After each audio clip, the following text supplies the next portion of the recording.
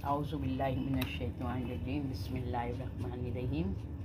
हम लोग ने सूरह बकरा की आयत नंबर 36 की है, 36। और फिर हम लोगों ने देखा कि किस तरह से परवरदिगार ने ज़मीन पर जनाब आदम अलैहिस्सलाम को उतार दिया। इन्हें हम लोगों को ये समझ में आता है कि जब इंसान को यानी उसकी ताकत का मज़ाहिरा वो कब बता सकता है कि मैं बहुत ज़्यादा ताकतवर हूँ, जब उसके सामने कोई ताकतवर होगा और वो उससे मुकाबला करेगा तो उसको पता चलेगा कि इसमें कितनी ताकत है। इसी तरह यानी हर चीज़ में जब तक कि सामने कोई ऐसा मुकाबले में नहीं आएगा तब तक कि इंसान की ख़ुद की अपनी कैफियत जो है या अपनी जो सलाहियत है वो वाज़ेह नहीं होती है। तो अल्लाह ने भी, लोगों ने सवाल किया कि क्या ज़रूरत थी अल्लाह को कि शैतान को पैदा करता। अल्लाह को शैतान को पैदा ही नहीं करना चाहिए था। तो यहाँ पर सवाल जवाब ये है कि खुदा ने शैतान को शैतान नहीं पैदा किया था। और कितना सालों साल वो फरिश्तों के दरमियान में रहा है, यानी पाक लोगों की साथ में रहा है वो। और फिर उसने अपनी आज़ादी से गलत फ़ायदा उठाया और वो बगावत पर उतर गया, सरकशी की बुनियाद रख दी उसने, यानी उसने खुद इस रास्ते को चुना। अल्लाह ने उसको पाक और पाकीज़ा ही पैदा किया था। फिर दूसरी बात यह है कि निज़ाम खिलकत को देखते हुए जो साहिबान ईमान हैं, जो सही रास्ते पर, सिराते मुस्तकीम पर रहना चाहते हैं, कि वो जानते हैं कि जो वसवसे हैं ये सब शैतानी वसवसे हैं। तो वो यानी इंसान जो है तो उनसे, शैतानी वसवसों से दूर रहते हैं। इसीलिए अल्लाह ने उनके दर्जों को बुलंद किया है। यानी अल्लाह ने तो ज़ाहिर से हम लोग को शुरू में कह दिया कि शैतान तुम्हारा खुला हुआ दुश्मन है। तो बस सही है कि जब हम लोगों को हम लोगों को अल्लाह ने सही और गलत की भी तमीज़ दी है, तो अगर हम लोग सही और गलत को नहीं समझ के और गलत की तरफ जा रहे हैं तो ये हमारी अपनी कोताहियाँ हैं।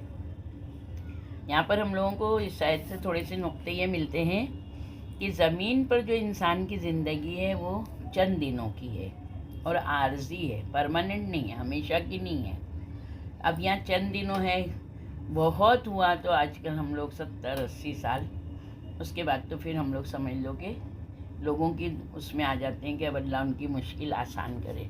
बहरहाल 100 साल, मगर इंसान को जाना है इस दुनिया से। फिर इंसान का मकाम जितना बुलंद होगा, शैतानी वसवसों का ख़तरा उतना ही ज़्यादा होता है। जितना इंसान नमाजी होगा, नमाज के ज़रिए ही वो गुमराह होगा, नमाज के ज़रिए ही वो वसवसे, शैतानी वसवसे में आएगा। यानी जो उसमें अच्छाइयाँ होंगी, जितना उसकी जो होगी शुजात है, सखावत है, अल्लाह की बारगाह में लोगों की मदद है, जो भी है, उसी के ज़रिए वो गुमराह होता है। यानी शैतान उसको उसके अमल सजा के उसके सामने पेश करता है और उसको फिर इंसान अपनी फितरी सलाहियतों की बिना पर जन्नती है। अगर जो उसकी जो फितरत में मारिफत डाली, अगर वो मारिफत के साथ अच्छाई और बुराई डाली है, सही गलत बताया है और इताअत और फर्मा बरदारी बताई है, अगर इसके ऊपर वो ज़िंदगी गुजारता है तो वो जन्नती है। और अगर इसके ख़िलाफ़ जाता है तो फिर उसने वो रास्ते को चुना है और उसके ख़िलाफ़ वर्जियाँ जो है वो उसको जहन्नम की तरफ भी ले जा सकती हैं। फिर बेहिजाबी जो है, सबसे ज़्यादा मर्द हो चाहे औरत, उनकी बेहिजाबी जो है ये शैतान का हरबा है, शैतान का हथियार है, जिससे वो इंसानों को गुमराह करता है। और पुरमशक्क़त अर्ज़ी ज़िंदगी ने, ज़मीन की ज़िंदगी गुजारना हज़रत आदम अलैहिस्सलाम की ये नहीं थी, सज़ा नहीं थी, बल्कि उन्होंने जो फल खाया था उसका तबई और ज़ाती असर था। फिर अब आयत नंबर 37 में हम लोग आते हैं, सूरह बकरा की आयत नंबर 37। बिस्मिल्लाहिर्रहमानिर्रहीम। फ़तलक़्क़ा आदम मिन रब्बिही कलिमातिन फ़ताब अलैह। इन्नहु हुवत तव्वाबुर रहीम। फिर आदम ने अपने रब से चंद कलमात सीख लिए तो अल्लाह ने उनकी तौबा कबूल कर ली। बेशक वो बड़ा तौबा कबूल करने वाला है, मेहरबान है। यहाँ फतलक्का यानी तलक़ा, लक़िया इसका रूट वर्ड है लाम काफ़ी है, यानी पाना, दरियाफ़ करना, सीखना। अख़्ज़ुल कलाम मा फ़हमे व फ़िक़्हिन, ये सूरह अल मीज़ान की पहली जिल्द में 133 नंबर पे इसके मायने दिए गए हैं। कलिमात यानी इसका रूट वर्ड है कलिमा, काफ लाम मीम। कलिमा की जम है कलिमात। कलमा वो लफ्ज़ है जो किसी मायने पर दलालत करे, यानी ऐसा लफ्ज़ जो उसका मायने मालूम होना चाहिए, उसको कलमा कहेंगे। ये कलिमा से माखूज़ है, यानी ज़ख्म लगाना। जिस तरह इंसान हाथ से किसी को ज़ख्मी करता है, उसी तरह ज़बान से पूरे अल्फाज निकाल कर उसको ज़ख्म देता है, उसको ज़ख्मी करता है। अल-कलिमु अत-तासीरुल मुदरकु बिअहदल हासतैनि, यानी राग़िब ने इसके मायने बताए हैं। कलिमा उस असर को कहते हैं जो समई वो बसरी हवास के ज़रिए समझा जाए, यानी जिसको सुन के समझ लें, देख के समझ लें। कलाम को सुन के और कलेमा को बसरी यानी हवास के ज़रिए समझा जाता है। ताबा ये तवाबा से है, तौबा। इस लफ्ज़ के साथ इलैहे और अलैहे, देखिए इलैहे लगाने से इसके मायने कुछ होंगे, अलैहे लगाने से इसके मायने कुछ और होंगे, बिल्कुल बदल जाते हैं। ताब इलैहे यानी उसने फ़लाँ के सामने तौबा की, यानी उसने फ़लाँ के सामने तवज्जो की। और ताबा अलैहे के मायने आएंगे उसने फ़लाँ की तौबा कबूल कर ली, यानी उस पर रहम किया। तो आदम अलैहिस्सलाम को जिन कलमात की तालीम दी गई थी, हम उसके बारे में थोड़ा सा पढ़ेंगे। मगर यहाँ पर हम लोग देखते हैं कि आदम अलैहिस्सलाम ने फ़ौरन जो है तो एहसास किया और अल्लाह से कहा, परवरदिगारा तू मुझे माफ़ कर दे। तो अल्लाह ने अपने यानी लुत्फ़ से जनाबे आदम अलैहिस्सलाम को कुछ कलमात तालीम किए। आदम अलैहिस्सलाम ने अपने परवरदिगार से कुछ कलमात हासिल किए जो बहुत ही मुअस्सिर और इनक़लाब ख़ेज़ उनके साथ तौबा की। खुदा ने उनकी तौबा कबूल कर ली, क्योंकि वो अब वो तव्वाब है, वो रहीम है। तौबा के असली मायने हैं पलटना। कुरान की ज़बान में गुनाह से वापसी के लिए इस्तेमाल होता है, यानी जब तौबा का लफ्ज़ किसी शख्स, कोई गुनाहगार शख्स के लिए इस्तेमाल किया जाता है तो ये कभी कभी लफ्ज़ अल्लाह की तरफ मंसूब होता है, यानी कि इंसान अल्लाह की तरफ राग़िब हुआ तो अल्लाह रहमत और मोहब्बत के साथ उस पर रहमत की निगाह डालता है, यानी अल्लाह इतना मेहरबान है। इताअत और बंदगी के रास्ते की तरफ इसकी वापसी की वजह से लौटा दी जाती है। क्या चीज़? रहमत, अल्लाह की रहमत। इसीलिए खुदा के लिए तव्वाब बहुत ज़्यादा रहमत की तरफ लौटने वाला का लफ्ज़ इस्तेमाल करते हैं। यानी दूसरे लफ्ज़ों में अगर हम कहेंगे तो तौबा खुदा और बंदे के दरमियान एक मुश्तरक लफ्ज़ है। जब ये सिफत बंदों के लिए हो तो इसका मफ़हूम होता है वो खुदा की तरफ पलटते हैं, क्योंकि हर गुनाह करने वाला दरअसल अपने परवरदिगार से भागता है। फिर जब वो तौबा करता है तो इसकी तरफ लौट आता है, यानी गुनाह के वक्त खुदा भी उनसे मुंह फेर लेता है। और जब ये सिफत खुदा के लिए इस्तेमाल है तो इसका मफ़हूम ये होता है कि वो अपने लुत्फ़, अपने रहमत और मोहब्बत की नज़र इसकी तरफ लौटा देता है।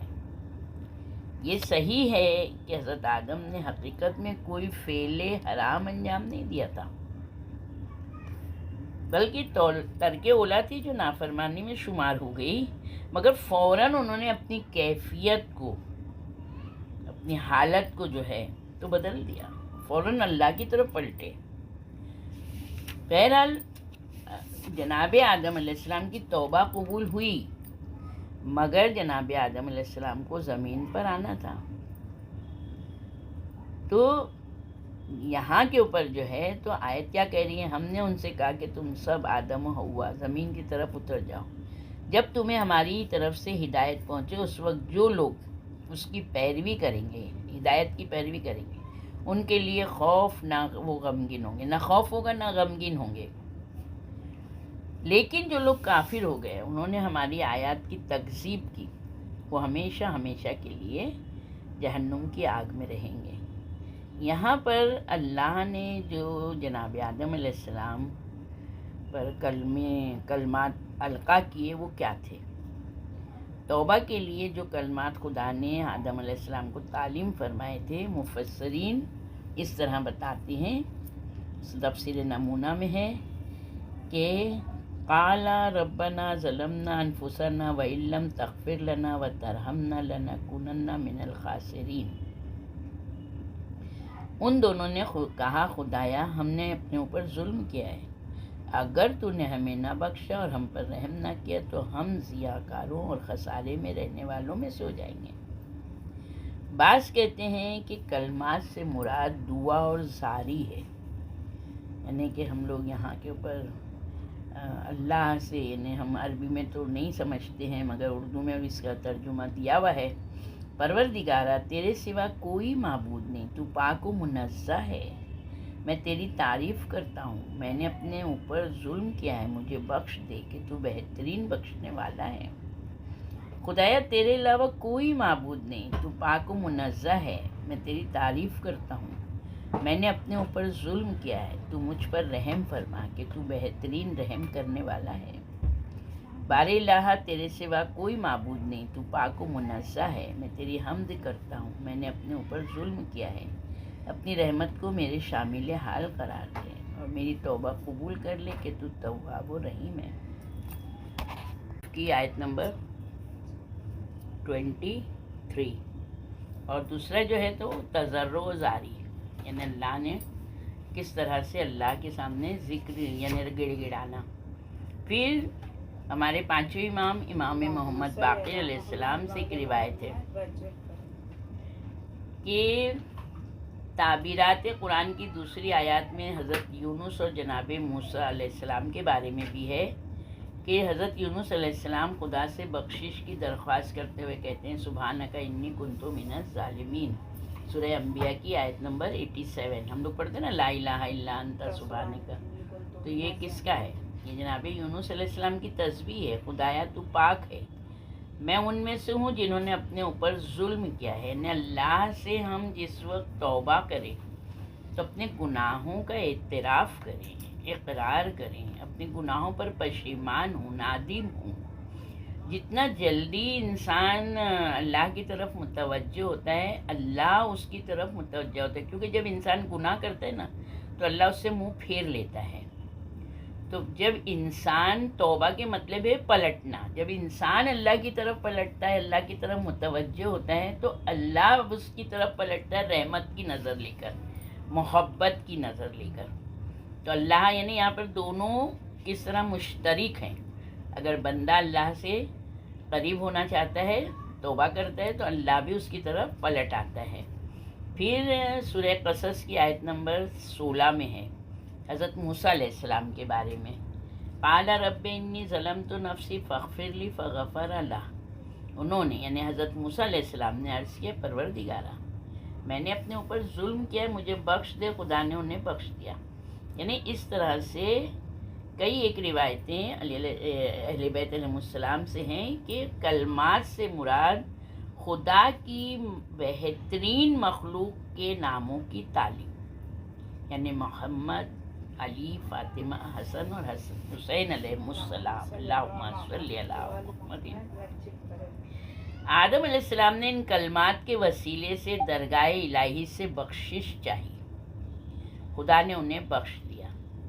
یعنی یہاں پر 3 قسم کی تفاسیر بتائی گئی ہے کہ ان سب کلمات کی تعلیم بھی دی گئی ہے۔ اب ان کلمات کی حقیقی اور باطنی گہرائی پر غور کرنے سے آدم علیہ السلام میں مکمل طور پر انقلاب روحانی پیدا ہو۔ خدا نے اپنے لطف و ہدایت سے نوازا. یعنی یہاں کے اوپر مفسرین نے جیسے ان کی ریسرچ انہوں نے اس حساب سے کہ اللہ نے یہ چیز تعلیم دی. پھر ہم لوگ تفسیر کوثر میں دیکھتے ہیں کہ یہ وہ کلمات ہیں جو خداوند عالم نے سورہ اعراف میں جو میں نے پہلے پڑھا کہ ربنا ظلمنا انفسنا وان لم تغفر لنا وترحمنا لنکونن من الخاسرین. یعنی یہاں کے اوپر پروردگار ہم نے اپنے آپ پر ظلم کیا، اگر تو نے معاف نہ کیا اور ہم پر رحم نہ کیا تو ہم نقصان اٹھانے والوں میں سے ہو جائیں گے. تفسیر در منصور میں دیلمی سے ایک روایت ہے کہ علی علیہ السلام سے منقول ہے اللہم صلی اللہ کہ رسول خدا صلی اللہ علیہ وآلہ وسلم نے فرمایا اللہم صلی اللہ کہ حضرت آدم نے یہ کلمات سیکھے تھے، اے اللہ میں محمد آل محمد صلی اللہ علیہ وآلہ وسلم کے حق کا واسطہ دے کر تجھ سے سوال کرتا ہوں، پاک و منزہ ہے تیری ذات، تیرے سوا کوئی معبود نہیں، میں نے برا کیا، اپنے نفس پر ظلم کیا، بس مجھے بخش دے، بے شک تو غفور و رحیم ہے. اے اللہ میں محمد آل محمد علیہ السلام کے حق کا واسطہ دے کر تجھ سے التجا کرتا ہوں، پاک و منزہ ہے تیری ذات، تیرے سوا کوئی معبود نہیں، میں نے برا کیا، اپنے آپ پر ظلم کیا، بس میری توبہ قبول فرما، بے شک تو بڑا توبہ قبول کرنے والا اور رحیم ہے. یعنی یہاں پر اس میں عربی میں بھی دیا ہوا ہے اللہم انی اسألوک بحق محمد وآل محمد سبحانک لا الہ الا انت عملت سوءا وظلمت نفسی فاغفر لی انک انت الغفور الرحیم. اللہم انی اسألوک بحق محمد وآل محمد سبحانک لا الہ الا انت عملت سوءا وظلمت نفسی فتب علی انک انت التواب الرحیم. پھر تفسیر در منصور میں ابن نجار نے ابن عباس سے روایت کی، انہوں نے کہا میں نے رسول خدا صلی اللہ علیہ وآلہ وسلم سے ان کلمات کے بارے میں سوال کیا جن کی وجہ سے آدم علیہ السلام کی توبہ قبول ہوئی، تو آپ نے فرمایا سأل بحق محمد و علی و فاطمہ و الحسن والحسین الا تبتا علی فتاب علیہ. آدم علیہ السلام نے محمد، علی، فاطمہ اور حسن اور حسین علیہ السلام کا اللہم صلی اللہ محمد واسطہ دے کر سوال کیا کہ میری توبہ قبول کی جائے، چنانچہ ان کی توبہ قبول ہوئی. شیخ صدوق کی روایت کے مطابق کلمات سے مراد محمد، علی، فاطمہ، حسن اور حسین علیہ السلام ہیں. اللہم صلی اللہ یعنی ممکن ہے حضرت آدم علیہ السلام نے دعائیہ کلمات کے ساتھ ذوات مقدسہ کو بھی شفیع بنایا ہو، یعنی جو اللہ کی ذات ہے. جیسے حضرت عیسیٰ ابن مریم کو کلمہ کہا گیا وَكَلِمَتُهُ أَلْقَاهَا إِلَىٰ مَرْيَمَ بِكَلِمَةٍ مِّنْهُ اسْمُهُ الْمَسِيحُ عِیسیٰ ابن مریم. یعنی سورہ نساء، یہ سورہ آل عمران کی آیت نمبر 45 میں ہے. تو کلمات سیکھنے کی نسبت حضرت آدم علیہ السلام کی طرف دی گئی ہے، کیونکہ توبہ و انابت کی اولین شرط یہ ہے کہ بندہ اپنے رب کی بارگاہ میں رجوع کرے. یعنی اپنی توبہ اگر حقیقی معنی میں دیکھا جائے تو بندے کو اللہ کے طرف پلٹنا ہے، اس کی طرف متوجہ ہونا ہے، توجہ دینا ہے، اور ایک دم اپنے آپ کو ذلیل جان کر، مسکین جان کر. وہ رب جلیل ہے، ہم بندے ذلیل ہیں، یعنی اتنے زیادہ ہم محتاج ہیں کہ پروردگار اگر تو نہیں بخشے گا تو ہم کہاں جائیں گے. نے اس طرح سے تضرع و زاری کرنا چاہیے اللہ کے سامنے. ہم کبھی بھی یہ نہیں سوچیں کہ ہم نے کبھی کوئی گناہ نہیں کیا ہے. ہم لوگ قدم قدم پر گناہ کرتے ہیں، تو ہم کو کبھی بھی جو توبہ نہیں کرتا ہے تو وہ سوچو کہ اپنے آپ کو انابت میں، انا میں لیتا ہے، یعنی کبر کرتا ہے، کبریائی ہو جاتی ہے اس میں. تو صحیح و کوشش بندے کی طرف سے ہونا چاہیے تو اللہ کی طرف سے توفیق ملتی ہے. یعنی کبھی کبھی ہم کو خود بھی احساس ہو جاتا ہے کہ ہم نے یہ کیا ہے، یہ غلط تھا، ہم کو نہیں کرنا چاہیے تھا. تو اگر ہمارے نفس سے ایک امارہ ہے، ایک نفس لوامہ ہے۔ نفس لوامہ ہم کو احساس دلاتا ہے کہ تم نے یہ جو کام کیا یہ غلط تھا۔ تو جیسے ہم کو احساس ہو جائے کہ ہاں یہ کام ہم نے غلط کیا، پھر بھی ہم نے گردن جھڑک دی، چھوڑو دیکھا جائے گا، تو یہ جو ہے انا ہے۔ اگر ہم فوراً اپنی طرف متوجہ ہو گئے کہ ہاں ہم سے یہ غلطی ہوئی ہے، تو چونکہ اللہ نے ہماری طرف سے منہ پھیر لیا، مگر ہم فوراً پلٹیں گے اللہ کی طرف، نہیں مالک مجھ سے غلطی یہ ہوئی مگر تو معاف کرنے والا ہے، کیونکہ ہمارے جسم کے اندر جو جج ہے وہ نفس لوامہ ہے، جو ہم کو احساس دلاتا ہے کہ یہ تمہاری غلطی ہے، مگر ہم کو اس کو تسلیم کرنا چاہیے۔ ہم شیطانی وسوسے میں آ جاتے ہیں، ارے چھوڑو تم سے تھوڑی غلطی ہوئی ہے، تم نے جو کیا وہ صحیح کیا ہے، ایسا نہیں ہے، غلطی ہے تو اس کو ہم کو تسلیم بھی کرنا ہے، اس کی معافی بھی مانگنا ہے۔ جب ہم معافی کے لیے خود آمادہ ہوں گے تو پھر اللہ کی طرف سے توفیق ہوگی کہ ہم اس میں زیادہ سے زیادہ متوجہ ہو جائیں گے۔ جب تک اللہ کی توفیق کوئی بھی نیک کام کرنے، کوئی بھی نیک کام کرنے کے لیے اللہ کی توفیق نہیں ملے گی تو ہم نہیں کر سکتے ہیں، کیونکہ اللہ ہے نا، وہ کام ہم جو کرنا چاہ رہے ہیں نا اس میں وسائل پیدا کرتا ہے۔ وسائل جب اس کے ہو جاتے ہیں تو اس کے ذریعے کیا ہوتا ہے، ہمارا کام مکمل ہو جاتا ہے۔ تو اللہ نے حضرت آدم علیہ السلام کو توفیق دی کہ وہ توبہ کرنے کے لیے ممکنہ وسیلہ اور ذریعہ تلاش کریں، اور پھر وسیلہ ملنے کے بعد انہوں نے توبہ کی، فتاب علیہ، پھر ان کی دعا قبول ہوئی۔ تو یہاں پر نقطہ آیا ہے توفیق خداوندی کے بغیر توبہ نہیں ہو سکتی، یعنی توبہ جو ہے یہ ایک توفیق کی بنا پر ہم اللہ سے توبہ کرتے ہیں۔ فتلقى آدم من ربہ کلمات سے یہ ثابت ہے کہ معزونہ من اللہ، ہستیوں کو وسیلہ بنانا درست ہے۔ ابھی جیسے یہ جو سنی وغیرہ کہتے ہیں نا، سنی نہیں کہتے ہیں یہ لوگ، کہتے ہیں 24 کہتے ہیں نا کہ وسیلہ نہیں رکھنا چاہیے ہے، اللہ سے ڈائریکٹ مانگو۔ تو یہاں کے اوپر ہے کہ اللہ نے جن کے محبت میں اس دنیا کو خلق کیا ہے، تو اللہ نے کہا ہے کہ ان کے ذریعے سے مجھ سے مانگو، ان کے ذریعے سے میرے پاس آؤ، تو میں تمہاری دعاؤں کو بھی قبول کروں گا، میں تمہاری توبہ کو بھی قبول کروں گا۔ پھر اللہم صلی اللہ محمد وآل محمد، پھر روضہ کافی میں امام محمد باقر یا امام جعفر صادق، اللہم صلی اللہ محمد، یعنی امام نے فرمایا جو کلمات آدم علیہ السلام کو عطا ہوئے تھے وہ یہ ہے جو میں نے ابھی اردو میں پڑھا۔ پھر آدم علیہ السلام نے پنجتن کے نام اور ان کے حق کا واسطہ دیا جن سے ان کی دعا قبول ہوئی۔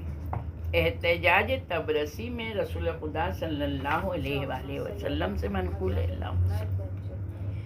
جب آدم علیہ السلام سے خطا سرزد ہوئی تو اس نے توبہ کے لیے یہ الفاظ کہے، اللہم انی اسألک بحق محمد وآل محمد لما غفرت لی، اللہ تجھے محمد آل محمد کے حق کا واسطہ ہے میری مغفرت فرما۔ اللہ نے آدم علیہ السلام کی خطا معاف کی، اس کی توبہ قبول فرمائی۔ یہ حدیث کافی لمبی ہے، یہ جتنا موضوع چاہیے تھا اتنا تفسیر لکھنے والے نے اتنا ہی لکھا ہے۔ پھر کتاب معن الاخبار میں ہے، یہ بھی رسول اللہ صلی اللہ علیہ وآلہ وسلم سے یہ حدیث کہ آپ نے فرمایا آدم علیہ السلام نے محمد، علی، فاطمہ، حسن و حسین علیہ السلام کے حق کا واسطہ دیا تھا، یعنی واسطہ سمجھ لو کہ آدم علیہ السلام سے چل رہا ہے، جیسے آدم علیہ السلام پہلے ابو بشر، پہلا انسان، اسی طرح جناب آدم علیہ السلام کو امتحان ہوا، پہلا امتحان، تو اسی طرح یعنی جو اولین میں ہی جب ان کی نافرمانی ہوئی تو انہوں نے توبہ جو کی، اسی وقت اللہ نے ان کو پنجتن کے واسطے سے کہا کہ تم ان کے واسطے سے دعا کرو تو میں تمہاری دعا قبول کروں گا۔ یعنی ہم لوگ یہ آج کی جنریشن میں پڑھائی ہو رہی تو ایسا نہیں ہے، یعنی واسطہ دینا، اللہ کو واسطہ دینا بہت ضروری ہے۔ پھر آدم اور حوا علیہ السلام نے مقام اہل بیت کے حصول کی تمنا کی تھی، یعنی یہ بھی آگے آئے گا تم لوگ اس میں کہ کس طرح سے جب انہوں نے نور دیکھا اور تو کس طرح انہوں نے تمنا کی تھی۔ پھر جب ایک عرصے بعد اللہ نے ان کی توبہ قبول کرنے کا ارادہ کیا تو ان کے پاس جبریل علیہ السلام آئے. ان سے کہا تم دونوں نے اپنے سے بہتر افراد کی منزلت کی خواہش کر کے اپنے آپ پر ظلم کیا ہے، جس کی وجہ سے تمہیں خدا کی ہمسائیگی سے نکل کر زمین پر آنا پڑا. اب تم خدا کو ان ناموں کا واسطہ دو جنہیں تم نے ساق عرش پر لکھا ہوا دیکھا ہے. وہاں جناب آدم علیہ السلام کو جب اللہ نے خلق کیا تھا نا، تو جناب آدم پہلے ہی ہستی تھی، ان کو بھی ایسے دل میں ہوا ہو، تو اللہ نے ان کو ساق عرش پر دکھا دیا تھا، یعنی یہ عالم زر میں. تو پروردگارا یہ کون لوگ ہیں؟ تو خشخش دانہ تیرا پورا بھرا ہوا ہے اور اس میں کچھ نور ہے. تو اللہ نے سب بتا دیا تھا کہ یہ ہیں، یہ میں نے کسی کو اس طرح پیدا کیا، کسی کو کم نور میں. یہ ہے پورا حدیث ہے، یہ آگے آئے گی. تو ایک تمنا کی تھی جناب آدم علیہ السلام نے، تو اب انہیں وہ تمنا، یعنی ان کا جو مقام ہے، جو مرتبہ ہے، جو وہ ہستیاں ہیں، کوئی بھی ان کی ہستی تک، ان کے مرتبے تک جا نہیں سکتا ہے. یعنی اللہ ہر ایک کو کس طرح ہدایت کر رہا ہے. پھر اب تم خدا کو ان کے ناموں کا واسطہ دو جنہیں تم نے ساق عرش پر لکھا ہوا دیکھا، تاکہ وہ ان کے صدقے میں تمہاری توبہ قبول کرے. اس وقت آدم اور حوا نے کہا اللہم انا نسألک بحق الاکرمین علیک محمد وعلی و فاطمہ والحسن والحسین حسین تب تو علیہ. تو خدایا ہم تجھ سے تیری محترم مخلوق پنجتن کا واسطہ دے کر سوال کرتے ہیں کہ ہماری توبہ قبول فرما. کتاب الخصال میں یہ سب کتابیں ہیں، اردو میں بھی چھپ گئی ہیں. ابن عباس سے روایت ہے کہ رسول خدا صلی اللہ علیہ وآلہ وسلم سے میں نے پوچھا کہ وہ کلمات کون سے تھے جو آدم کو رب کی طرف سے ملے. دیکھیں رسول اللہ نے بھی حدیثیں بیان کی، ہر ایک کو جس طرح سے انہوں نے سوال کیا اس طرح سے ان کو بیان کی. انہوں نے فرمایا آدم علیہ السلام کو خدا کی طرف سے یہ کلمات ہوئے اللہم انی، ہم لوگ جو حدیث قصہ کے بعد دعا پڑھتے ہیں نا، اللہم انی اسألک بحق محمد. تو یہاں مفضل ابن عمر کہتے ہیں میں نے چھٹے امام جعفر صادق علیہ السلام سے پوچھا وَإِذَا ابْتَلَى إِبْرَاهِيمَ رَبُّهُ بِكَلِمَاتٍ، جب ابراہیم کو اس کے رب نے چند کلمات سے آزمایا تو وہ کلمات کیا تھے؟ ابھی تک آدم علیہ السلام کا ذکر تھا، مگر یہاں مفضل چھٹے امام سے پوچھ رہے ہیں. تو امام علیہ السلام نے فرمایا وہی کلمات تھے جو آدم علیہ السلام کو ان کے رب کی طرف سے عطا ہوئے تھے، اور وہ کلمات یہ ہیں یا رب اسألک بحق محمد وعلی و فاطمہ والحسن والحسین تب تو علیہ. ان کلمات کی برکت سے اللہ نے ان کی توبہ قبول فرمائی. تو جب اللہ ان کی دعا قبول کر سکتا ہے تو کیا ہماری دعا قبول نہیں کر سکتا ہے؟ ہم چاردہ معصومین کے عقیدت مند ہیں، ان کے چاہنے والے ہیں. بے شک وہ بہت زیادہ توبہ قبول کرنے والا مہربان ہے. اسی طرح چھٹے امام نے اپنے آبا و اجداد سے، چھٹے امام کہتے ہیں میرے بابا، وہ کہتے ہیں میرے بابا علی علیہ السلام سے روایت کی ہے کہ اللہ تعالیٰ نے آسمانوں، زمین، عرش، کرسی، لوح و قلم، جنت و نار کی تخلیق سے پہلے، یعنی ان سب کو خلق کرنے سے پہلے محمد مصطفیٰ صلی اللہ علیہ وآلہ وسلم کے نور کو پیدا کیا، یہاں تک کہ اسے عبداللہ ابن مطلب کی صلب سے برآمد کیا اور اسے 6 کرامات عطا فرمائی. سب سے پہلے ہے، یہ بہت اچھی چیز ہے، بہت اچھی، یعنی حد سے زیادہ ہی اچھی ہے، اسے رضا کی قمیص پہنائی، یعنی راضی ہوں اس کی قمیص. ہیبت کی چادر عطا کی، لوگوں میں ہیبت رہے. ہدایت کا تاج اس کے سر پر رکھا. شلوار معرفت پہنائی. محبت کا کمربند باندھا جس سے انہوں نے اپنی شلوار کو مضبوطی سے باندھا. خوف کی نالین دی، نالین معلوم چپل ہے. عظمت و منزلت کا عصا ان کے ہاتھ میں دیا. پھر اللہ تعالیٰ نے ان سے فرمایا محمد لوگوں کے پاس جاؤ ان سے کہو کہ وہ لا الہ الا اللہ محمد رسول اللہ پڑھے۔ اب دیکھیں، حضرت صلی اللہ علیہ وآلہ وسلم کی قمیص 6 چیزوں سے بنی تھی۔ قمیص کیسی بنی تھی؟ اس کی قامت یاقوت کی تھی، جیسے ہم لوگ بولتے ہیں نا، اب یہ یاقوت کا ہے، ہپن کاٹن بولتے ہیں نا، تو مین کپڑا۔ اس کی آستین موتی کی تھی، آگے پیچھے کا یاقوت، یہ موتی آستین۔ گریبان زرد بلول کا تھا، اس کی بغل زبرجد کی تھی، اس کی لمبائی سرخ مرجان کی تھی، اس کی جیب نور رب سے بنی تھی۔ کتنا زبردست ہے! ہم لوگ سوچ سکتے ہیں یہ چیز؟ ہم لوگ تو خالی یہ لباس کے بارے میں یہی سوچتے ہیں کہ لباس کپڑے کا ہوتا ہے نا۔ اب یہ دیکھو یہاں پر جو رسول اللہ کو عطا کیا ہے، جو قمیض ہے، اس قمیض کو بھی 6 چیزوں سے وہ قمیض بنی ہے۔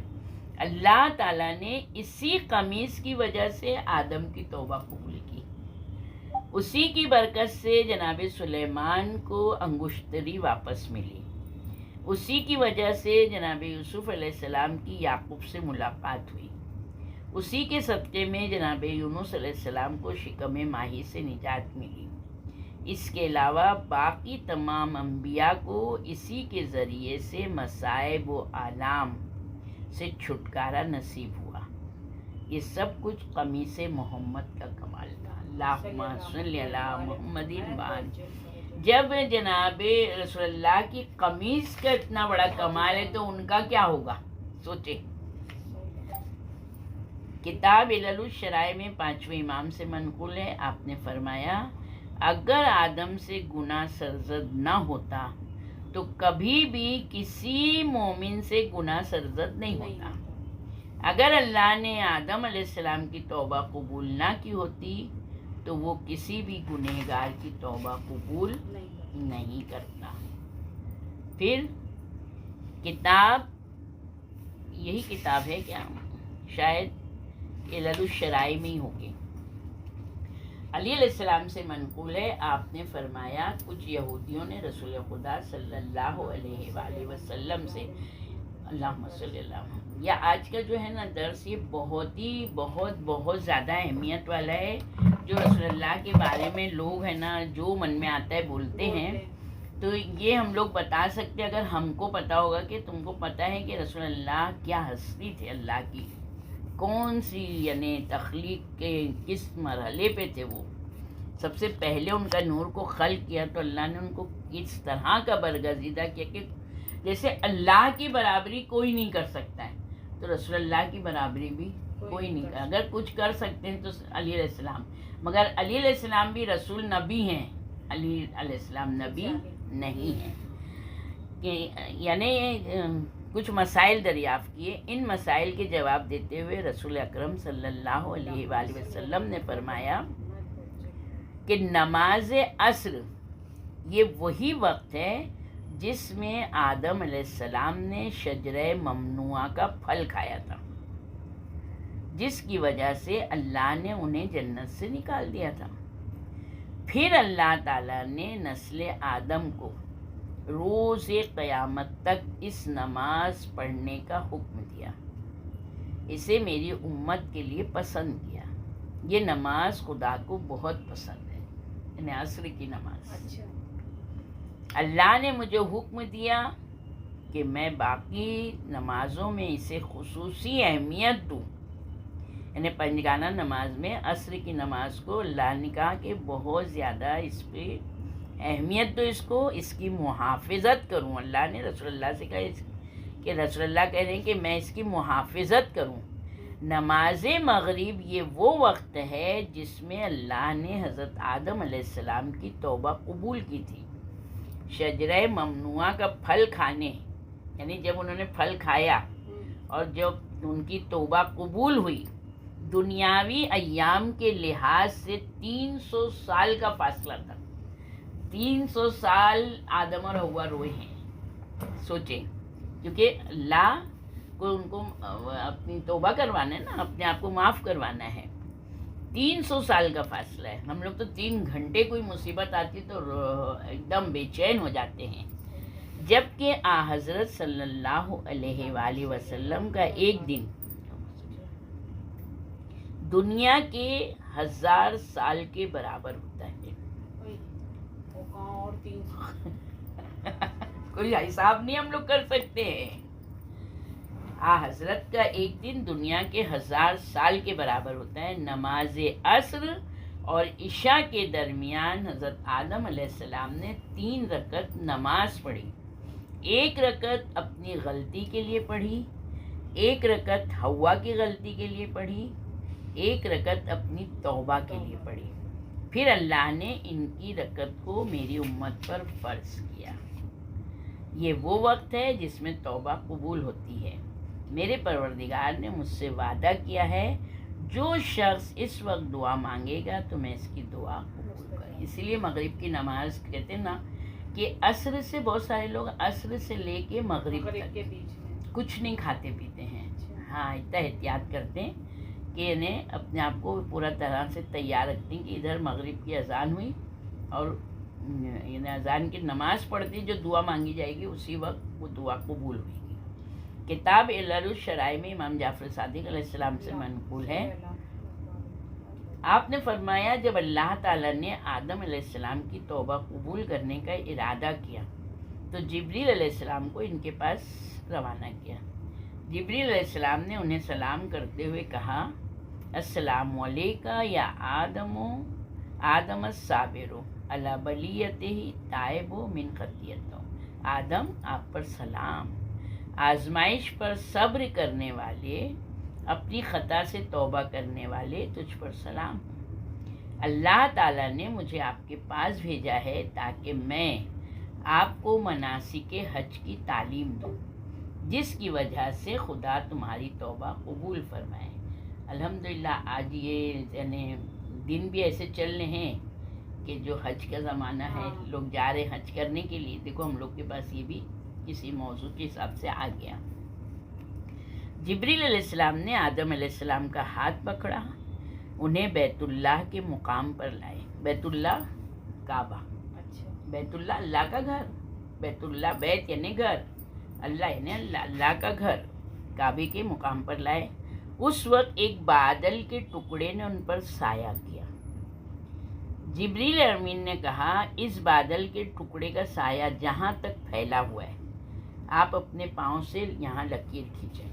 جیسے کہ ابھی یہ, ہاں, جیسے یہاں کے اوپر, اس کے پہلے بھی ہم لوگ نے حدیث میں پڑھا تھا کہ جناب آدم علیہ السلام قندیل جلائی تھی انہوں نے. جیسے کعبے کی اس میں قندیل جلائی تو یہ قندیل کی جتنی روشنی پھیلی تھی وہ پورا کعبۃ الحرام ہے جہاں پر چلتے نا طواف کرتے ہیں جو. تو اس طرح انہوں نے کیا بتایا, بادل آیا بیت اللہ کے اوپر. اب وہ بادل نے جتنا سایہ کیا وہ پورا بن گیا بیت الحرام, بیت اللہ کے اطراف کا, اس کو بیت الحرام کہتے ہیں. بادل کے ٹکڑے نے یعنی اپنے پاؤں سے لکیر کی. پھر جبریل علیہ السلام انہیں مینا لے گئے, انہیں مسجد مینا کے مقام کی نشاندہی کی. یعنی یہاں پر جو مسجد مینا میں جو مسجد ہے وہ بتایا کہ یہ مسجد. آدم علیہ السلام نے وہاں لکیر کھینچی. بیت اللہ کے مقام پر, بیت اللہ کے مقام کے بعد آدم علیہ السلام نے مسجد الحرام کی لکیر کھینچی. اب یہ کیا ہے, جو ہم لوگ کعبہ ہے, کعبے میں جو ہم لوگ طواف کرتے ہیں یہ ہے کعبۃ الحرام ہے. اب اپن 4 سیڑھی اوپر چڑھ کے آتے ہیں. اب جو لوگو ہے بنا ہے وہ مسجد الحرام ہے, وہ مسجد الحرام ہے. یعنی ہم لوگ جو کعبہ ہے, کعبے سے ہم لوگ پورا ہال میں ہم لوگ وہیں تو طواف کرتے ہیں, وہیں مقام ابراہیم کے پیچھے نماز پڑھتے ہیں. اب جب اوپر چڑھ کے آتے ہیں جو 4-6 سیڑھی ہے, جب چڑھ کے آئے اب دیکھو وہاں پر بھی پورا بنا ہوا ہے, وہاں بھی نمازیں ہوتی ہیں. وہ مسجد الحرام ہے. نیچے کعبۃ الحرام ہے, اس کے اوپر مسجد الحرام ہے. تو مسجد الحرام کی لکیر کھینچی. پھر جبریل علیہ السلام انہیں عرفات لے گئے, انہیں وہاں ٹھہرایا. بعد ازاں آدم علیہ السلام سے کہا, جب سورج ڈوب جائے تو 7 مرتبہ اپنے گناہ کا اعتراف کرو. آدم علیہ السلام نے اس پر عمل کیا. اسی وجہ سے عرفات کو معترف بھی کہا جاتا ہے, کیونکہ یہاں آدم علیہ السلام نے اپنے گناہ کا اعتراف کیا تھا. حضرت آدم کا یہ عمل ان کی اولاد کے لیے سنت بن گیا. وہ عرفات میں آدم علیہ السلام کی طرح سے اپنے گناہوں کا اعتراف کرتے ہیں. شبانہ اپنا مائک بند کرو. آدم علیہ السلام کا گزر 7 پہاڑوں سے ہوا. جبریل علیہ السلام نے کہا کہ آپ ہر پہاڑ پر 4 مرتبہ تکبیر کہیں. 7 پہاڑوں سے گزر ہوا. آج تو سب راستے بن گئے ہیں, جب تھوڑی تھا ایسا نا, جب تو دنیا تھی. ابھی آئے ہیں نا نیچے. جبریل علیہ السلام نے کہا کہ آپ ہر پہاڑ پر جا کر 4 مرتبہ تکبیر کہیں. آدم علیہ السلام نے جبریل علیہ السلام کی ہدایت پر عمل کیا. 1/3 رات گزرنے کے بعد جبریل علیہ السلام انہیں مشر لے گئے. مشر الحرام ہے جہاں رات میں رکنا رہتا ہے. یہ حج میں رکتا ہے. ہاں, عمرہ میں نہیں, حج میں رکتے ہیں. ہاں, وہاں پر رہتے ہیں اور صبح کی نماز کے بعد فوراً وہاں سے نکل کے مینا آتے ہیں. مشر لے گئے جہاں انہوں نے مغرب اور عشاء کی نمازیں جمع کر کے پڑھی, یعنی دونوں نماز ایک ساتھ پڑھی. اسی لیے اس جگہ کو جم بھی کہا جاتا ہے, کیونکہ یہاں آدم علیہ السلام نے 2 نمازیں جمع کی تھیں. چنانچہ اس مقام پر نماز عشاء کا وقت رات کی 1/3 گزرنے پر شروع ہوتا ہے. جبریل علیہ السلام نے حکم دیا کہ وہ رات وہیں پر ہی بسر کریں. جب فجر کا وقت ہوا تو جبریل علیہ السلام نے کہا کہ آپ جبل جم پر چڑھ جائیں. جب سورج طلوع ہوا تو جبریل علیہ السلام نے کہا کہ اب آپ 7 بار اپنے گناہ کا اعتراف کریں, 7 بار اللہ سے توبہ اور مغفرت کی درخواست کریں. حضرت آدم علیہ السلام نے اس کے مطابق عمل کیا. حضرت جبریل علیہ السلام نے حضرت آدم علیہ السلام سے 2 مرتبہ اعتراف گناہ کرایا. 1 مرتبہ عرفات میں, دوسری مرتبہ مشر میں اعتراف گناہ کرایا, تاکہ یہ ان کی اولاد کے لیے سنت بن جائے. جو عرفات سے رہ جائے تو مشر میں اعتراف گناہ کر سکے اور اس کا حج پورا ہو جائے. پھر آدم مشر سے مینا کی طرف روانہ ہوئے. دن چڑھے مینا میں پہنچے. حضرت جبریل علیہ السلام نے ان کو حکم دیا کہ وہ مسجد مینا میں 2 رکعت نماز پڑھیں. اس کے بعد خدا کے حضور قربانی پیش کریں تاکہ اللہ اسے قبول کرے اور یہ بھی معلوم ہو جائے کہ خدا نے ان کی توبہ قبول کی ہے اور اس کی اولاد میں یہ رسم جاری ہو سکے. آدم علیہ السلام نے قربانی پیش کی. اللہ نے ان کی قربانی قبول کی. آسمان سے قربانی پر آگ گری, قربانی کو کھا گئی. پہلے ایسے ہی ہوتا تھا. حابیل بجلی گرتی ہے. ہاں تو جناب نہیں, بجلی گرتی نہیں ہے, باقاعدہ آگ آتی ہے. ہاں, جناب حابیل اور جناب قابیل کو 2 بھائی تھے نا, آدم علیہ السلام کے 2 بیٹے. تو اب یہ دیکھتے تھے, قابل ہے نا بار بار بولتے تھے آپ ہے نا حابیل کو ہی مان دیتے ہیں, آپ حابیل کو اچھا سمجھتے ہیں, میں آپ کی نظر میں کچھ بھی نہیں ہوں اور ایسا سب. تو جناب آدم علیہ السلام کہتے تھے کہ میں نہیں, اللہ بھی اس کو چاہتا ہے. وہ اللہ جو ہے وہ اللہ جو چاہتا ہے وہ کرتا ہے, تم ایسا نہیں کرتے ہو نا. تو کہتا ہے کیسے نہیں کرتا ہوں. تو کہا ٹھیک ہے. ان لوگوں دونوں کے پاس جانور تھے, تو آدم علیہ السلام نے کہا کہ اپنا امتحان لے لو. حابیل سے بھی کہا, قابل سے بھی کہا کہ اللہ کی راہ میں قربانی دو. اگر اللہ جس کی قربانی قبول کر لے وہ اللہ کا سب سے زیادہ چہیتا ہے. تو جناب حابیل جانوروں میں سے بہترین جانور لے کے گئے. قربانی جو جگہ مقرر ہوئی تھی وہ جگہ پہ بہترین جانور لے گئے. قابل نے جو سب سے بیمار تھا, جب سب سے کمزور تھا نا, وہ قربانی کے لیے لے گئے. جب انہوں نے اپنی جو قربانی کی جگہ تھی وہاں پہ جب اپنی قربانی دی تو آ گئی اور جناب حابیل کی لے گئی قربانی. یعنی قابل کی قربانی پہ آگ نہیں آئی. تو یہ اور زیادہ. اب جو قابل کے لوگ تھے اس وقت تو یعنی قابل 4 ہی آدمی تھے دنیا میں. پھر حابیل کا قتل ہو گیا تو اب 3 بچے. اب جب قابل کی جب اولادیں ہوئی تو قابل کی فطرت میں جو وہ تھے خناس جو تھا وہ سب اس کے اولادوں میں بھی آیا. جب وہ واقعہ سنا کہ اچھا ہمارے باپ دادا کی یہ قبول نہیں ہوئی تھی, ہم اب اس کی آگ کی پوجا کریں گے, ہم آگ کی پرستش کریں گے, ہم آگ کو منائیں گے. جب تک کہ آگ کو منائیں گے جب تک کہ آگ راضی نہ ہو جائے. یہ آگ کی پرستش کب سے چل رہی ہے؟ आदम के ज़माने से। तो अब लोग बोले इतनी पुरानी रस्म को कैसे छोड़ दे, इतनी पुरानी है। तो पुरानी है, क्या वो सही है, क्या वो हक है? अल्लाह की बारगाह में किस तरह से हमको कुर्बानी देना है, और अल्लाह कबूल करने वाला है। अल्लाह ने हमको हर चीज़ अल्लाह ने दी है ना। जब अल्लाह ने हर चीज़ दी है तो अल्लाह के नाम में हम अच्छे से अच्छी चीज़ देवे ना, तो अल्लाह हमारे लिए भी बेहतरीन चीज़ चुनेगा। तो यहाँ के ऊपर यानी ये मालूम हो जाए कि कुर्बानी तो कबूल, यानी यहाँ के ऊपर कुर्बानी कबूल हुई, आसमान से कुर्बानी पर आग गिरी, कुर्बानी खा गई। जिब्रील अमीन ने हज़रत आदम अलैहिस्सलाम से कहा कि अल्लाह ने तुम पर एहसान किया है, इसने तुम्हें मनासिक हज की तालीम दी, इस ज़रिए से तेरी तौबा कबूल हो गई। अब आप सर मुंडवाएं, और ये आपकी तरफ से खुदा के हुजूर तवाज़ु की अलामत होगी। यानी हम लोग जब किसी के सामने बहुत ज़्यादा झुकते हैं तो तवाज़ु रहता है ना हम लोग। तो यहाँ पर जैसे सर मुंडा दिया अल्लाह के सामने, तो यानी एकदम हम जलील अपने आप को हमने बताया कि अल्लाह हम तेरे सामने बहुत जलील हैं। आदम अलैहिस्सलाम ने अपनी आजिज़ी और इनकिसारी के लिए सर मुंडवाया। फिर जिब्रील अलैहिस्सलाम ने आदम के हाथ को पकड़ा और उन्हें लेकर बैतुल्लाह की तरफ जाने लगे। रास्ते में उन्हें जुमरे उक़बा के पास इब्लीस मिला। अब यहाँ भी आया इब्लीस।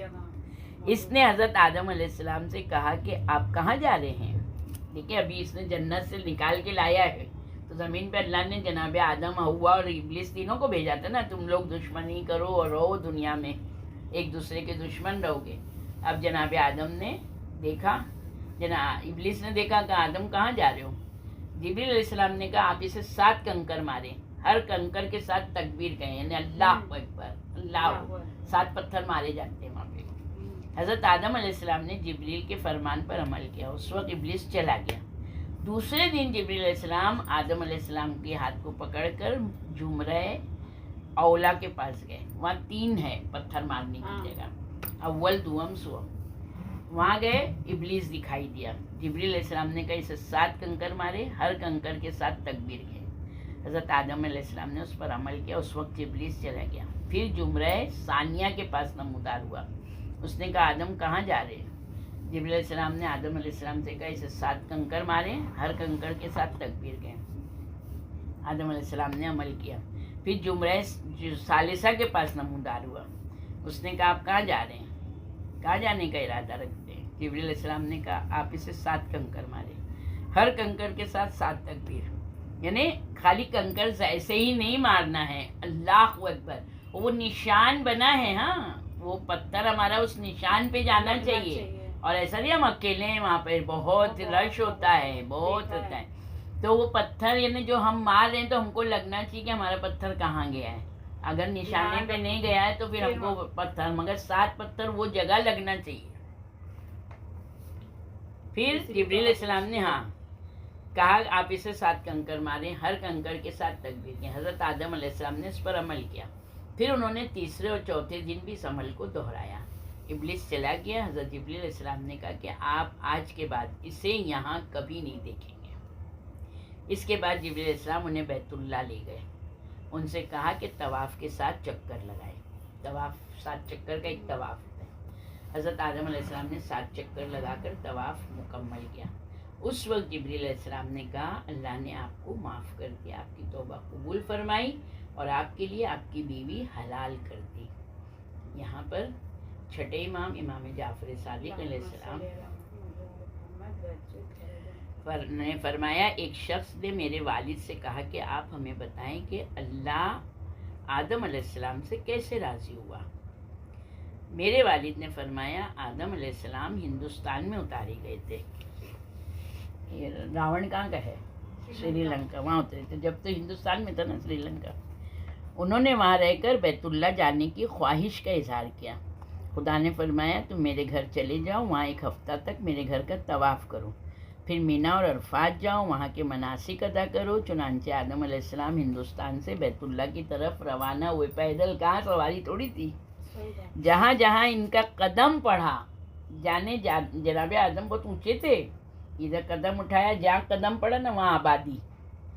جہاں قدم نہیں پڑا وہاں پہ ویرانہ بنجر زمین، جہاں پہ وہ تھے جہاں ان کا قدم پڑا وہ زمین زرخیز اور لوگ بسے وہاں، آبادی بسی، اور جہاں ان کا قدم نہیں پڑا وہاں کی آبادی ویرانہ رہا اور وہ زمین بھی بنجر رہی۔ جہاں ان کا قدم پڑا وہاں آبادیاں قائم ہوئی، ایک قدم سے دوسرے قدم کے درمیان جو جگہ رہ گئی وہ صحرا بنی، اس میں کوئی آبادی نہیں۔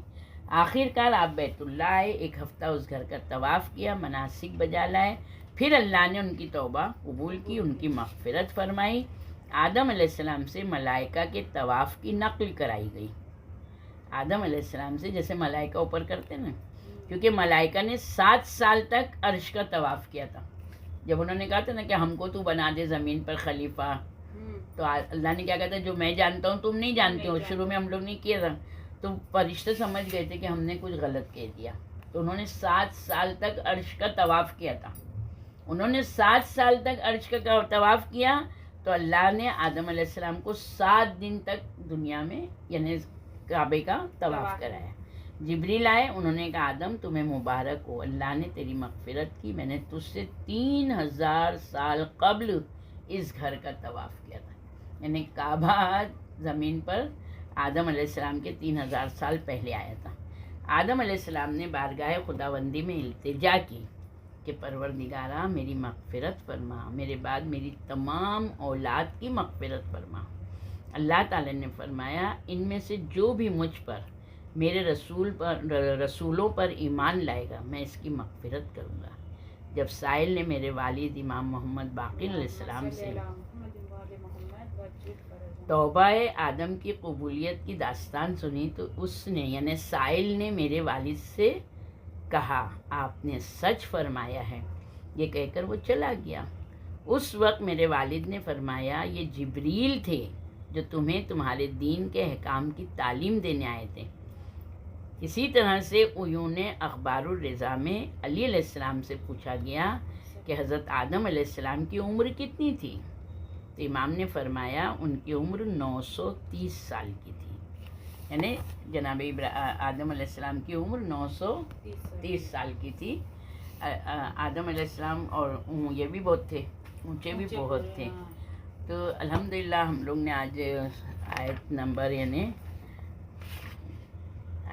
39 کی آج ہم لوگ نے اچھے سے کی ہے، اس میں نور الثقلین سے، اور کوشش بھی ہم لوگ کی یہی رہتی ہے کہ ہم لوگ جو بھی چیزیں حدیثیں ہیں ہم لوگ اس کو اچھی طرح سے یعنی کر سکیں، یا تفسیر نور الثقلین میں 39 تک ہم لوگ نے کی، باقی جو ہے تو 38 39 ہم لوگ نے دوسری تفسیر سے ابھی وہ نہیں کیے ہیں، تو انشاءاللہ ہم لوگ کل کی تفسیر 38 39 کی دوسری کی تفسیر سے پوری کر دیں گے انشاءاللہ۔